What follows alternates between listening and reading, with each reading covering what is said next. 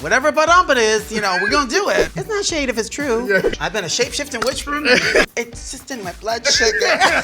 And then I grabbed her by her neck and I was just like, I just want you to remember something.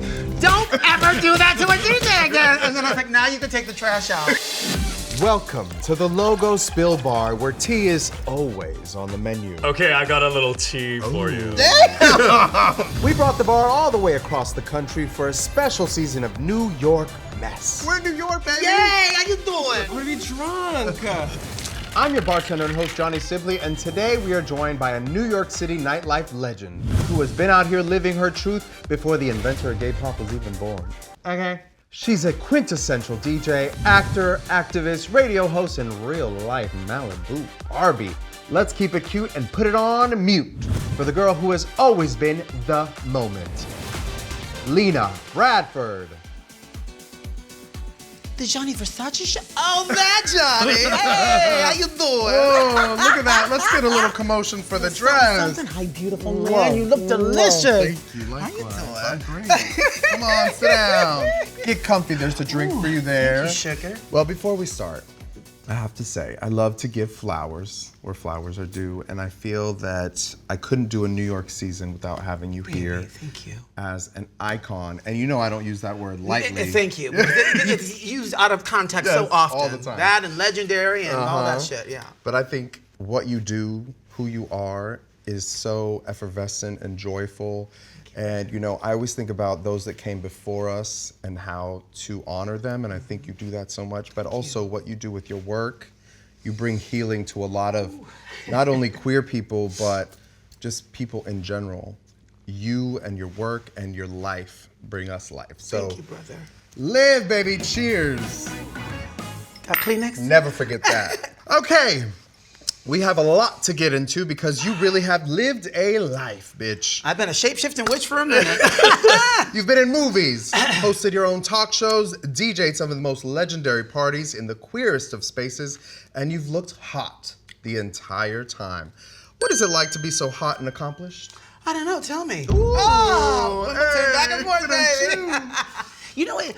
I think that the way that I grew up, like just coming from the spiritual background from my grandmother, is that they are always the matriarch of the family. Humble pie has just always been something that has been shoved down my throat, but I actually go for it. Yeah. I like to be enlightened by the energy around me and people. So this doesn't mean anything. Yes, I take care of myself, but the beauty is inside. I think that we catch up with ourselves as we mature in this gig called life, you know? So I just feel like finally now I'm really seeing myself that way. Right. So I appreciate that, especially when you hear it from people that you love and you have admiration for. Yes. So thank you, Yes. brother. You are liked. Okay, so you came into the scene back in the day. Oh, sorry. Had a frog in my throat. Just a couple days ago, as an OG club kid, formerly known as Girlina, with the greats like Amanda Lepore, Kevin Aviance, and even Mother RuPaul. So be honest with me, do you miss it? Absolutely, yeah, but I was never a club kid. Yes, I was around that time. Yeah. We were the couture girls, Yeah. you know, we were the runway dolls, you know. So growing up in Manhattan, the pulse and the energy of New York was everything. I'm a New Yorker, you know, I love that feeling of just all the different energies and people and just meeting people from everywhere, you know, that and the music and the fashion, like New York was the shit. Yeah, do you think that that's something we could go back to? I think no. And I tell you why, is because people have these devices where they have to go and meet people, they have to order food. Like, I come from the school of touch, feel, smell. I wanna see and touch my produce, honey. If you go back and look at my old school videos, baby, like doing runway at Sound Factory, you know what I mean, carrying on, like, shit, you couldn't, like, you know, Google it, you couldn't do the Spotify. No, you went up to the DJ, if you were fierce, and said, what was that song that you paid at, you know, 4:35 in the morning, you know what I mean? So, I just, how I used to perform and how I do everything, it comes from a different time, you know? And like I said, I love coming from that time and mixing it with what's going on today. Yeah. With the TikTok generation and phones and devices and stuff, what is it that we're missing out on from that time? this. Actually, conversations, talking. You know what I mean? You could be meeting your best friend, your boyfriend, your girlfriend, if you just talk to them or you flirt. You know what I mean? Like There's nothing like eye contact and a little come on. Smelling someone's pheromones. Right? All of it. Yes. Like people don't, Lina, you could literally do a TED Talk just on flirting. Like it's just in my blood. Like I love people and I love to Where did you flirt. learn that? It's just in my blood sugar.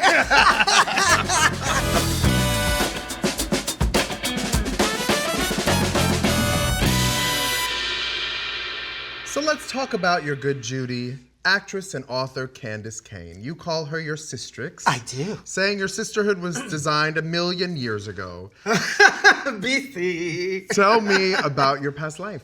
You know, being an only child, we choose our family, regardless, but especially as an only child. I always wanted a sister, but I knew that if I did, I probably wouldn't have been as spoiled as I was. Yeah. But when Candace and I met, I saw her, she was a Miss Kitty girl back in the day at all the clubs they had. There was this woman named Miss Kitty. And so I met her and I remember seeing her and I was like, oh my God, she looks like Linda Evangelista, the first nose. And isn't that shade if it's true? Yeah. And she was wearing the red Linda Evangelista hair. I was just like, oh my God, she's stunning. She didn't know it, but I was like, I see you. Coming up with her, it was a different breed of performance art in the East Village back in the day. That's East Village. And so, you know, we were like these, you know, we were literally, everybody called us the Naomi and the Linda. We were giving this fashion element that was different, that wasn't happening in performance art back in the day. Yeah. And then ended up doing runway shows in Europe and just, we became the twins. So everything we did was in a twin situation. One of the things that blankets me and humbles me is knowing that I had that. You know what I mean? Yeah. I get very, very special with her. Yeah. I get very special with her. Okay, so little birdie told me that one of your friends is Mother Whoopi Goldberg. Ooh, Whoopi, is she as perfect in real life as she is when she's calling out conservative mess on The View? As she should. You know, it's that one is her and Beth Ann Hardison and Bevy Smith. I love Bevy. Love. My 3 chocolate sistrix, aside from my sister Candace, who I feel is very Malatrix like me. She's got the golden token. There's certain people that you meet and you're like, we met in a different timeline. Yeah. You know? She's just that person. You know what I mean? You need her light and energy. It's there. Before we talk about your DJ career, the streets are telling me that it literally began with a dare. From a friend who asked you to DJ on her birthday, where you said you will always take a dare. So today, we're gonna dare you to speak the truth. It's truth or truth. Okay. Have you ever thrown shade and immediately regretted it? No. Worked. Quick no. What's the biggest fashion disaster you've ever had? None. What's one club trend that needs to be left in the past? No phones. I mean, baby, you're at a f***ing club. Like, why are you on the phone? Like what? What's your most diva moment? I don't have any. I keep it, no, I really don't. I keep it 100. Everybody's like, Lina, you have been cohesive from the jump. What's the purpose of that? That's not my gig. Like, really, to be that means to keep an air up. No, I'm very air out, honey, because like I said, I'm solidified and dipped in chocolate with all this. You know what I mean? Like, I know who I am, and I'm good. So, you know, if you can't understand it, baby, that's on your timeline, not mine, because this is where I'm supposed to be doing what I'm doing, honey, being the Princess of Light. Period. Oh, exclamation. Oh. Let's talk about music, bitch. As queer people, we know that dancing at the club with a good DJ is always a spiritual experience. When you're curating a set, are you consulting with your ancestors and what goddess is flowing through you? God, you know me so well. You know me so well. Absolutely. I mean, I'm going in my 28th year of DJing. I mean, hello. I absolutely take everything that it is that I do seriously when it comes time to music, you know?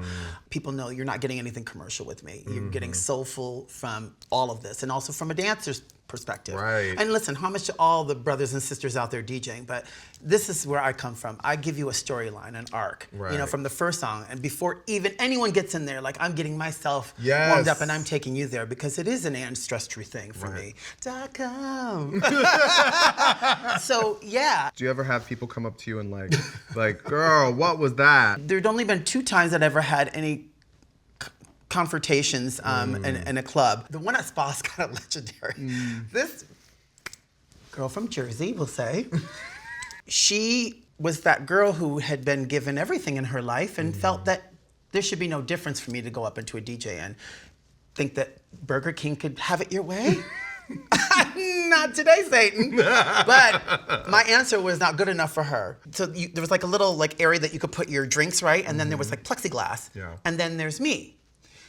She turned around and she went like this. She put both of her hands up and she came up and she smacked me across my face. I was like, this bitch is fierce. I was like, amazing. The security guard saw it. He went like this. He's like, I know you got this. I was like, yeah, let me handle this. Honey, I put continue on that CD, honey, and I came around and I just said, darling, baby girl. I was like, you having a good time? Yeah. And she's like this. She's like, why is this bitch talking to me so calm? Because that's me or whatever. I was like, this is your last time here. And then I grabbed her by her neck and I was just like, I just want you to remember something. Don't ever do that to a DJ again. And then I was like, now you can take the trash out. It was genius. It was so good and it was exactly like that. Yeah. All right, when it comes to gay anthems, nobody knows them better than you, DJ Lina. I'm gonna name 2 gay anthems and you're gonna have to pick which one is gayer. Ready? Born This Way by Lady Gaga or Break My Soul by Beyonce? I'll give you a little something, something. I would only play one of the 2. Oh.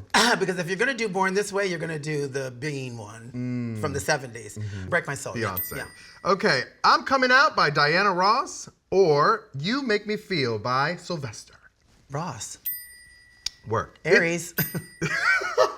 It's Raining Men by the Weather Girls versus Last Dance by Donna Summer. Raining Men. Dancing Queen by ABBA versus Padam Padam by Kylie Minogue. It's such a mixed bag. I live. I mean, Kylie, I'm not commercial, but there's something about her that I just love. And when that song came out, I was like, ba-dum, you know what I mean? Like it literally hypnotized you into being like, it does. Whatever ba-dum it is, you know, we're gonna do it. Vogue by Madonna or Work Bitch by Britney Spears? Oh, I have a really good remix of Work Bitch, but I'm gonna say the timeless essence and element of what Vogue was and what was going on during the time. Yeah. You can't touch that.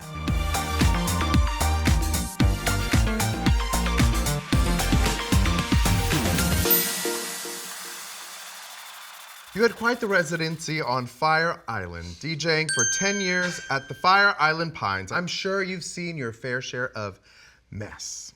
What's the wildest thing you've ever seen during your tenure in that gay mecca? My after parties at my house. That is not the lie. Right, I believe it. I gotta tell you, you know, it's funny, when that happened in 2005, when they approached me, and I was spending in Saint-Tropez in Sardinia, I was gravy. Global. You know? And so when they approached me about coming out there, I was like, Fire Island? Yeah, no. Me and Candace went out for a fashion show, like, you know, early 90s. I think I went for the first time with my grandmother, who was a part of the S&M contingency from the Gay Pride Parade. Like, my grandmother was a dominatrix. Like, I come from a different stock of life, a New York life. Yeah. So it wasn't calling to me, you know, this wasn't my people. There was new owners, so they were really trying to, you know, take it into a new direction. I was like, well, this is a fierce new direction. Yes. To have, you know, a mixed race woman of my experience to come out here to all these white children and be a DJ? What? And I said, yeah, let's do it. And if I don't like it, I can always go back to Europe, darling. You know what I mean? It was insane. Like, there was a line down the boardwalk, and I was like, really? Like, this is actually happening? That literally by a couple weeks later, the dance floor is caving in because people are screaming my name. So then, I'm not just coming out there for one gig. I ended up doing low T. I put a long song on, run upstairs, do Lina's Lounge at high T, and then I would spin Pavilion at night. I was doing all 3. It just took off. It was crazy, the energy. And I was like, wow, this is really supposed to happen. This is supposed to go down. And to see them receive me, and also different from the music that they had ever experienced. Right. I don't know if you realize that by you doing that for your personal experience, you changed the way that many people experience Fire Island. Yeah. You changed the confidence that many people went to Fire Island. You know, because also you've been very vocal about how you felt going there and what you wanted and what you wanted to see. And I feel like, you know, we always have progress to make, but you being there really changed the game. You know, I can receive that now because obviously in the time I was just just in it. Yeah. I was like, this is what I'm supposed to be doing. I didn't realize it. I left on my 10-year anniversary, and then now just 12 years ago, 2 years ago, I went back for the first time. And I did the 70th anniversary, because I had did all the other ones beforehand. And it was the perfect love letter back to the love and light that they had given me and that I had given them. And to see this sea of love was everything. And it was amazing to come back to. Because when I give, everybody knows I give everything, you know? So that was very special.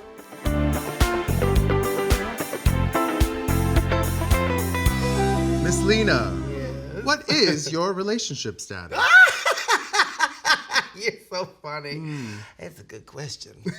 I'm just loving where I'm at right now, you know? I'm having a really good time being Lina, you know? And I don't feel like I need to just do anything but that. It's not a pompous thing, but I know who I am. I know what I bring to the table, and I know I am the Jordache look. Yes. Okay, working, playing, day or night. What I'm finding right now with the few guys that I'm speaking to is that this person gives me one thing, this person gives me another thing. And now I'm kind of at this place where I whittled it down from 5 to now 3. And I'm just realizing I just might be too dynamic of a bitch, you know, that I can't really solidify myself into one type of situation. Right. But there is one, so we'll see. We'll see. We'll see. Stay tuned. So it's no secret, it's a rough time right now for queer and trans folks in America. But something I've always admired about you is that you bring the light constantly. Thank you, baby. What is your message to young queer and trans people right now? You know, listen, if it's not something that is right in front of you, darling, and that is what we are able to be attainable to. Yeah. It's our energy and our light and our brothers and our sisters and our hub and our community. Listen, it's all deflection.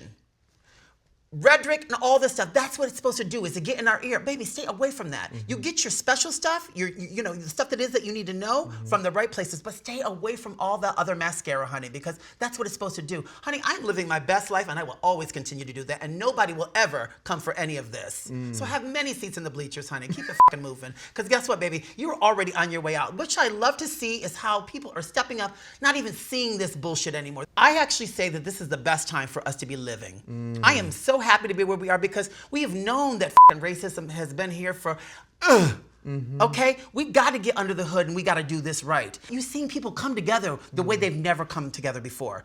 I'm living, so just keep yourself together, y'all, and listen, they will never ever come for any of all this, honey. We got this. Got this. We got this. Woo! Cheers. Take it to church. Hallelujah. Hey. The spill. The spill.